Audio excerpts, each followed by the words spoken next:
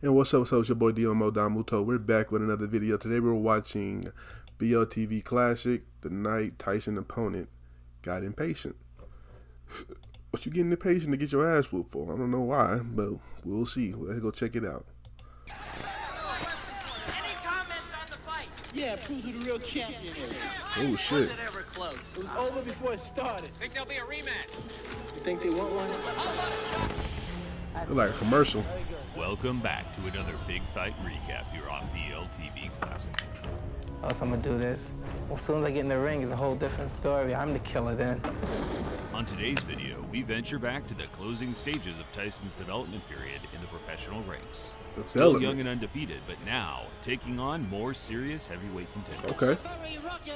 Reggie Gross. Reggie Gross isn't often credited as a serious contender.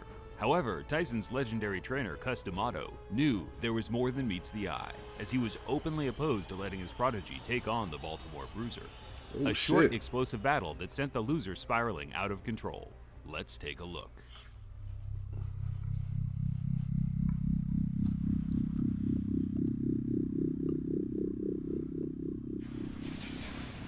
That's it. There you go. There you go. Again. Who's the last guy to stop? Time. Very good. A lot is made of Tyson's work ethic today. To see a teenage boy so dedicated to his craft is inspiring. When he wasn't in the gym perfecting his technique, he was reading boxing books and magazines, watching classic matches from Cuss's library, and even attending events and weighing up his potential opponents in the flesh. Tyson, welcome to Wembley, Mike. Thank you very much, Harry. Just give us He was obsessed, but his infatuation with the sport paled in comparison to his trainer and mentor, Domuto. An all trainer, and had a head full of incredible knowledge, and had this impact on every fighter that he had ever trained.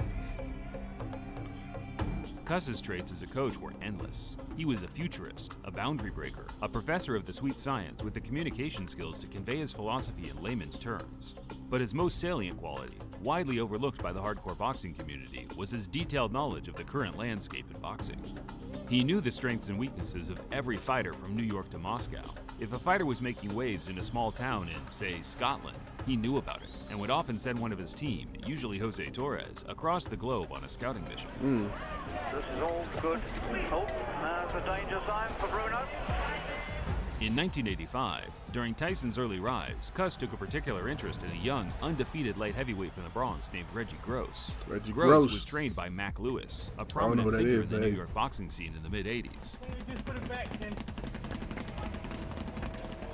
Lewis helped nurture a talent that remained undefeated as a light heavyweight, and one that conquered two notable contenders at the 200-plus pound limit in Jimmy Clark and Smokin' Burt Cooper.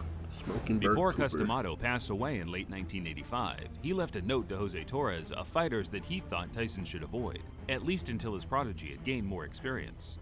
At the top of that list was one Reginald Gross. Oh shit. Gross was nimble with decent defensive skills, but that wasn't the reason Cuss wanted no part of him. Tyson's trainer was fearful of the fact that Gross had lost to low-caliber fighters like Anthony Witherspoon and Jack Johnson, yet was able to defeat both Jimmy Clark and Smokin' Burt Cooper within a short period of time. Gross was the sort of fighter that rose to the occasion, defied the odds when it mattered most, and in 1986, there wasn't a more motivating challenge than taking on the Brooklyn Bomber, Kid Dynamite. He is the most exciting heavyweight the world has been waiting for. The undefeated Mike Tyson. 19 KOs. Catskill, New York. Tyson came face-to-face with Gross on June 13, 1986. Tyson had a record of 21-0 with 19 KOs, while Gross had a record of 18-4 with 12 finishes inside the distance.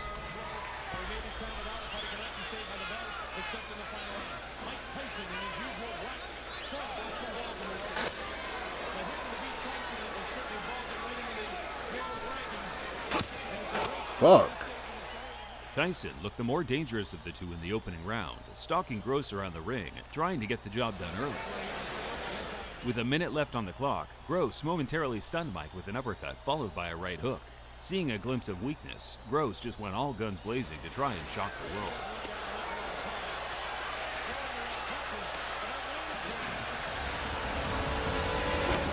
Oh, A devastating, leaping left-hand counter put Gross down and out for the count. In total, Gross threw 18 shots in that short He won it. barrage, while Tyson, on the other hand, threw just a single blow. One of the greatest knockouts from Mike that truly emphasized how remarkable his technique was. Were you surprised by that? Not at all. At first I thought because he charged out a little with a kind of a sluggish stand, like he's just ready to wing. But I was precarious about it, and I just kept putting the jab in his face, looking for. He tried to get too much. You can't try to get too much, man. If there is a way to beat Mike Tyson, how do you do it? You want to talk about that one, do you? I don't. 357 Magnum. I'm starting to Got a think. good chance. Probably. It wasn't until after the Tyson match that we realized boxing was just a mere side hustle for Gross, pocket money to fuel his crippling cocaine addiction. Oh, shit. Coming from the tough streets of Baltimore, the influence of crime and gang culture drew Reggie in at an early age. By teenhood, he'd been in and out of the juvenile system for crimes such as theft and robbery. Gross took up boxing in the late 70s, but his life outside the ring never changed. In fact, things only got worse. A lot worse. 3 weeks ago, police and sheriff's departments in Los Angeles began a major campaign to arrest gang Damn. members. In the fall of 1986, 2 months after the Tyson fight, Gross was arrested. This is what the and 80s charged with was, 3 bro. counts I'm of so murder glad. that he allegedly Damn. carried out while working as a hitman for the infamous Bordley gang. Gross was acquitted in court for lack of evidence. However, another member of the gang, Donnie Andrews, cooperated with the FBI and gave incriminating evidence to put Reggie behind bars for the rest of his life. Oh, shit. In 1989, Gross was convicted and sentenced to 3 life sentences. 3? To serve consecutively. He's currently being held at the Terre Haute Correctional Facility in Indiana, where his expected release date is November 1st, 2048. If you'd like to know more about the Reggie Gross story, I'd recommend this video. 2048. How old am I right now? 24? 2023. Hold up, I'll be what 25 years from now? That's what I'll be what I can't even count. I'll be what 49? Damn. Fuck, nigga. That nigga, if I'm 49, that nigga gonna be old as dirt, nigga. God damn. Anyway. Yeah, Tyson, he's a beast. We all know this from the other boxing videos I watched. Yeah, he just wanted too much. He tried to get too much in that moment of weakness from Mike Tyson, whatever that was, that little moment of, that moment of weakness. But Tyson didn't get fazed by that shit and knock your ass out. Shit. That nigga in prison though. Tough luck, nigga. All right. You like my reaction? Make you like, comment, subscribe, and I'll catch you next time. Peace.